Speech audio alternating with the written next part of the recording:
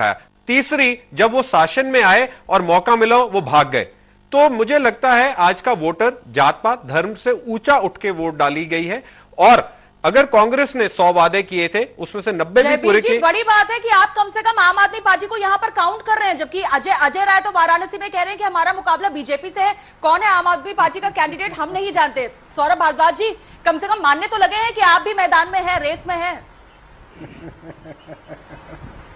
देखिए, आम आदमी पार्टी, कविता जी एक बात कहता हूं, इंग्लिश की कहावत है bad example serve as good warning science. Aam Aadmi Party एक गुड वार्निंग और बैड एग्जाम्पल बन चुकी है कि आप वोट उसी को दें जो सिर्फ शोर ना मचाएं, तो सिर्फ धरने ना दें, कोई काम करके दिखाएं, और अगर कुछ कमियां रह गई हैं वहां डटे रहें और उन कमियों को पूरी सरफरोशी से पूरा करें और मैदान छोड़ के ना भागें। तो राजनीति का पूरा ग्रामर आपकी पार्टी ने बदल दिया था जब शीला दीक्षित को की 15 साल की सरकार का झाड़ू ने सफाया किया था। तभी तो मैंने कहा है bad example serve as good warning signs. Kavita ji, bad warning sign. चलिए सौरभ जी से वही जवाब ले रही हूं।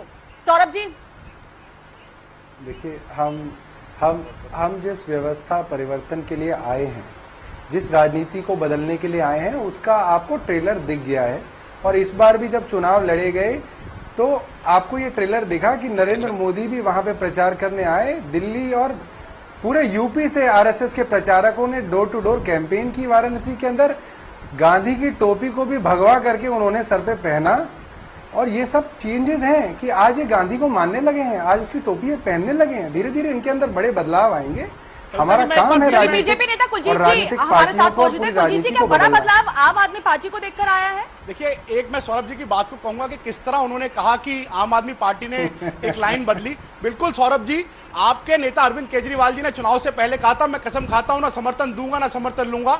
उसके मुद्दे पर दिल्ली की जनता ने आपको वोट दिया और आप अपनी सरकार बनाने के लिए जिस कांग्रेस को आप पानी पी पी के गाली दे रहे थे, जिस शीला दीक्षित के भ्रष्टाचार के ऊपर इलेक्शन लड़ रहे थे, आपने अपनी सरकार बनाने के लिए उनसे समर्थन ले लिया। एक दूसरा, जन लोकपाल तो बहाना था और आपको लोकसभा में जाना था। तीसरा, अरविंद, मैं बनारस से होकर आया हूं, बनारस में रहकर आया हूं, मैं ये श्योर कर सकता हूं इस चैनल पर, अरविंद केजरीवाल कह रहा हूं, अरविंद केजरीवाल जी की जमानत, देश की बात हो रही है, देश के मूड की बात हो रही है, देश के दिल की बात हो रही है। बिल्कुल बिल्कुल कविता जी, पीएस संगमा भी अब कह चुके हैं नरेंद्र मोदी को कि हम समर्थन देने के लिए तैयार है। क्या ऐसा होगा कि जो रीजनल पार्टीज है वो खुद आपके पास आ रही है या फिर आपको पहल करनी पड़ रही है? जब सरकार बनती दिखती है और जब दिख रहा है कि भारतीय जनता पार्टी पूर्ण बहुमत से 272 का आंकड़ा पा रही है, तो बाकी घटक दल भी, बाकी कुछ दल भी समर्थन के लिए जाते हैं। नॉर्थ ईस्ट की 10 पार्टियां आ रही हैं आपके साथ। नॉर्थ ईस्ट से नहीं, देश के अनेक अनेक कोनों से भारतीय जनता पार्टी को समर्थन देने के लिए आ रही हैं। और एक बात मैं और कहना चाहूंगा सौरभ जी, 16 तारीख को रहिएगा, कहीं ना कहीं डिबेट में मिलेंगे। बनारस में अरविंद केजरीवाल साहब की जमानत जब्त होने जा रही है। इसी बड़ी बात के साथ रुक रहे हैं बहुत छोटे से ब्रेक के लिए। जब वापस लौटेंगे तो ये भी समझने की कोशिश करेंगे कि बीजेडी, जगन मोहन रेड्डी, ये वो तमाम फैक्टर्स हैं जो चुनाव को इन्फ्लुएंस कर सकते हैं। ममता की बात करें, मायावती की बात करें, जयललिता की बात करें, इन्हें किस तरह से बनाने की कोशिश करेंगे नरेंद्र मोदी और बीजेपी, इसको भी समझने की कोशिश करेंगे। सरकार किसकी बनेगी और कैसे बनेगी, इसी पर लगातार बड़ी बहस जारी है, पॉलिटिकल पारा लगातार जारी है। अब चलते रहिए समय के साथ।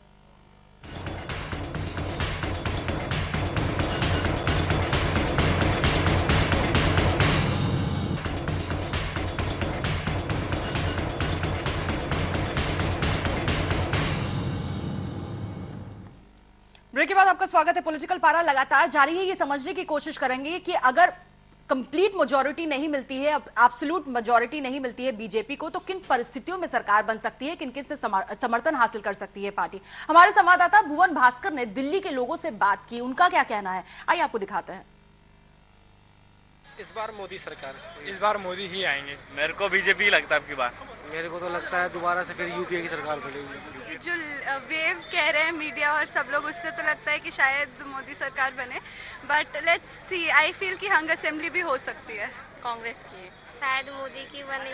कह नहीं सकता किसी सरकार बनेगी, बट चांसेस तो मोदी के लग रहे हैं। मेरे ख्याल से तो बीजेपी को ओवरऑल पूरा नहीं मिलेगा, सो नरेंद्र मोदी के चांसेस हैं, बट देन वो अलायंस के जो पार्टीज हैं उनके साथ उनको गठबंधन करना पड़ेगा। लेट्स सी क्या होता है। आई एम होपिंग एक स्ट्रांग ऑपोजिशन हो और आम आदमी एटलीस्ट स्ट्रांग ऑपोजिशन पार्टी बनाए। सरकार I think it will be BJP this time.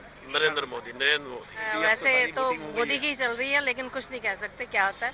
हमारे लिए तो वो सरकार है जो हमारा फायदा करा दे। सरकार वो होनी चाहिए कि स्टेबल हो और काम कर सके जनता के लिए। मेरे ख्याल तो मोदी की सरकार है, जिसकी भी है, चाहे मोदी की आए, चाहे कांग्रेस की आए, चाहे केजरीवाल आए, हम तो बेवकूफ हैं, बेवकूफ बने रहेंगे।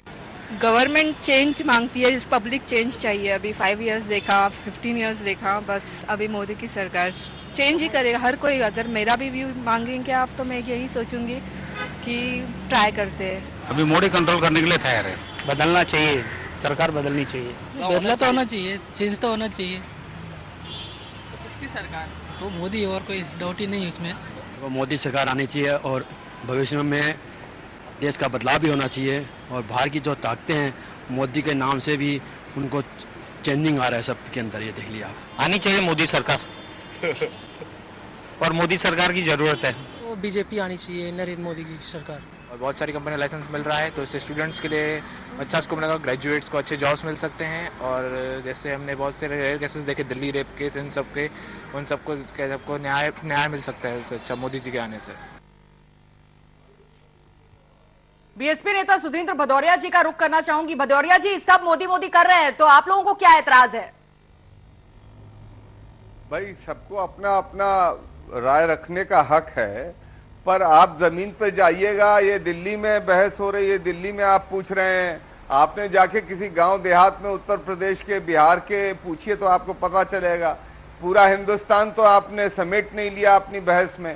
तो अपने राय रखने का सबको हक है। मैं दावे के साथ कह सकता हूं कि बहुत सारे लोग हैं, बहुत सारे तरह के ओपिनियंस रखते हैं, इसलिए आपने जो दिखाया वो एक सुधींद्र जी, लेकिन 1.5 महीने से हम भी कवरेज कर रहे हैं, हम भी लोगों तक पहुंचने की कोशिश कर रहे हैं। तकरीबन कई शहरों में लोगों का ये मिजाज है, लोग मोदी फैक्टर की बात कर रहे हैं, उनका मूड है मोदी को उस बार पीएम बनाने का। आपकी बात भी सच हो सकती है, लेकिन जनता का जो व्यू है, उनकी जो सोच है, उसे हम नकार नहीं सकते हैं।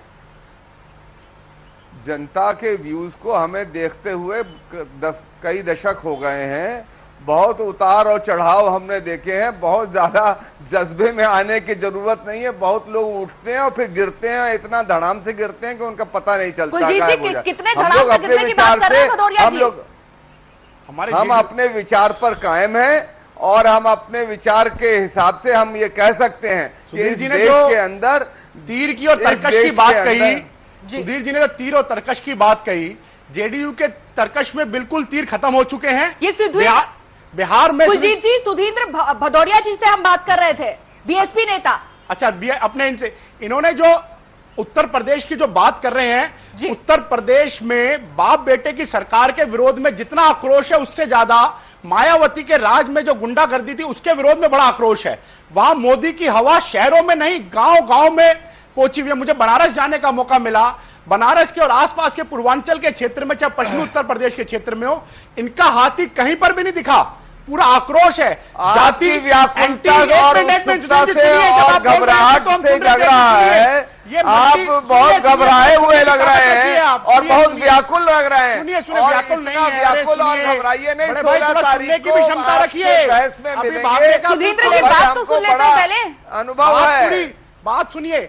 जो लोग उत्तर प्रदेश में जाति और धर्म की राजनीति करते आए हैं, जो मल्टी कम्युनल पार्टी की बात करते आए हैं, जो तुष्टीकरण की राजनीति करते आए हैं, इस बार देश और जनता किसी एक चीज पर वोट नहीं, विकास और बदलाव के नाम पर वोट दे रही है। इस बार उत्तर प्रदेश की जनता मोदी के नाम पर, मोदी के गुजरात के मॉडल पे वोट दे रही है। सुधींद्र जी, अब ये भी बता दीजिए, अगर स्थिति ऐसी बनती है तो क्या आप समर्थन देंगे बीजेपी को? उत्तर प्रदेश में आप इनके साथ सरकार बना चुके हैं, केंद्र में समर्थन दे चुके हैं। उत्तर प्रदेश में इन्होंने मुलायम सिंह की भी सरकार बनवा दी थी। इनके स्पीकर हुआ करते थे केसरीनाथ त्रिपाठी, उन्होंने सहयोग किया। ये सहारा श्री का भी बड़ा सहयोग समाजवादी पार्टी करते रहे। तो आप लोगों का अपना एक व्यू पॉइंट है, आपको हक है रखने का।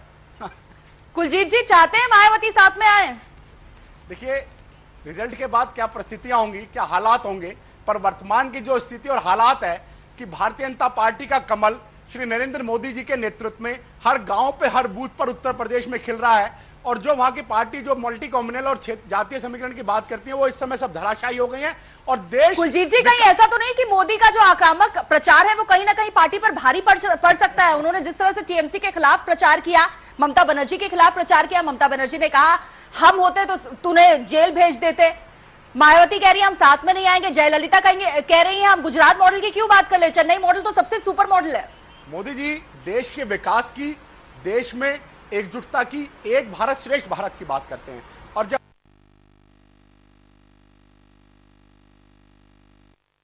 भारत के 100 करोड़ 125 करोड़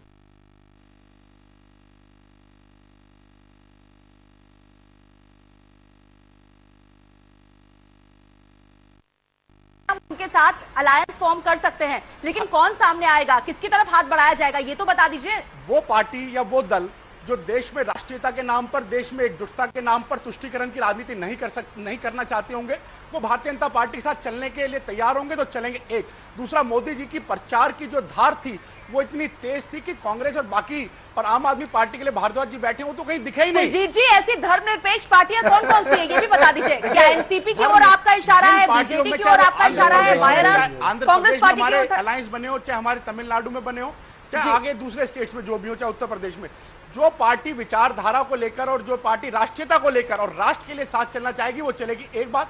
दूसरी बात, बाकियों का तो कोई रिकॉर्ड कार्ड ही नहीं। भारद्वाज जी कह रहे थे कि हम देखेंगे, अरे कहीं सीट आएंगी, कहीं कुछ दिखेगा पूरे देश में?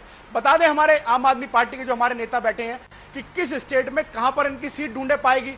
इनके नेता अरविंद केजरीवाल साहब की तो जमानत जब्त हो रही है, दिल्ली में जो फेल होकर देश में भागे तो देश की जनता ने जवाब ले लेते हैं। आम आदमी पार्टी के नेता सौरभ भारद्वाज जी कुछ कहना चाहते हैं। सौरभ जी कहिए। जी, असल में क्या, जो हमारे भगवा वाले मित्र हैं वो बहुत बोल रहे हैं, तो जरा एक दो सवाल पूछ लो उनसे।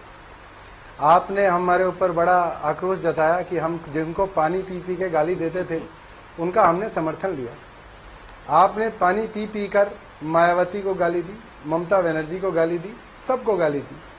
कल परसों अर्नब गोस्वामी आपके बड़े नेता मोदी जी से पूछ रहे थे कि आपने तो इनको पानी पी पी के गाली दी है, इनसे समर्थन कैसे लेंगे? मोदी जी बड़ी बेशर्मी से हंसे और मुस्कुराते हुए बोले, अर्नब, जब चुनाव के दौरान हम लोग गालियां देते हैं उसका अर्थ ये कोई ना होता है। चुनाव का माहौल अलग होता है, उसके बाद का अलग होता है। और ऐसे वो मुस्कुरा रहे थे, मुझे लगा अरे भाई नैतिकता को तो कहीं पे गाड़ के आए हैं। अब मेरे भाजपा वाले मित्र आप बताइए कि कैसे मोदी जी उन लोगों से समर्थन ले लेंगे जिनको गाली देते आए हैं। अभी अभी आपने 10 मिनट पहले हमारी पार्टी को सौरभ जी, जरा इसका जवाब दीजिए।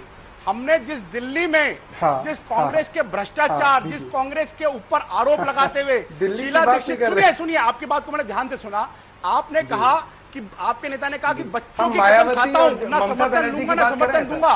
उस मुद्दे पर दिल्ली की जनता ने वोट दिया एक विकल्प के रूप में, उससे आपने समर्थन लिया। एक दूसरा, जिन वादों के साथ और जिन इश्यूज को लेकर आम आदमी पार्टी पर खत्म हो चुके हैं, जिस अन्ना को लेकर आप लोग आए उसको छोड़ चुके, जो किरण बेदी जी आपके साथ की बात कर रहा हूं अगेंस्ट कांग्रेस में थी, करप्शन में, वो आपके साथ नहीं है। तो आम आदमी पार्टी तो इस समय डिस्कशन से और डिसीजन से बाहर हो चुकी है, देश की जनता पूरा नकार चुकी है। सवाल कुछ और था। अरे सौरभ जी, अब मेरा एक सवाल आप सुन लीजिए। आपके सीने पर अरविंद केजरीवाल की तस्वीर, ये किस तरह की कैंपेनिंग स्ट्रैटेजी है? क्या पीएम कैंडिडेट है आपकी पार्टी के अरविंद केजरीवाल? क्या उन्हीं के इसी चेहरे पर आपने चुनाव लड़ा है? अरे इनको देख के हम पार्टी में आ गए, इनको देख के आज हमने इतनी बड़ी नौकरी छोड़ दी और दर दर भटक रहे हैं, इसलिए इनको सीने से लगा के घूमते हैं। ये बताइए, बीजेपी का चेहरा नरेंद्र मोदी हो जाते हैं तो आप ही लोग कहते हैं कि बीजेपी से बड़े नरेंद्र मोदी हो गए हैं, क्या आम आदमी पार्टी से भी बड़े अरविंद केजरीवाल हो गए इस वक्त? जी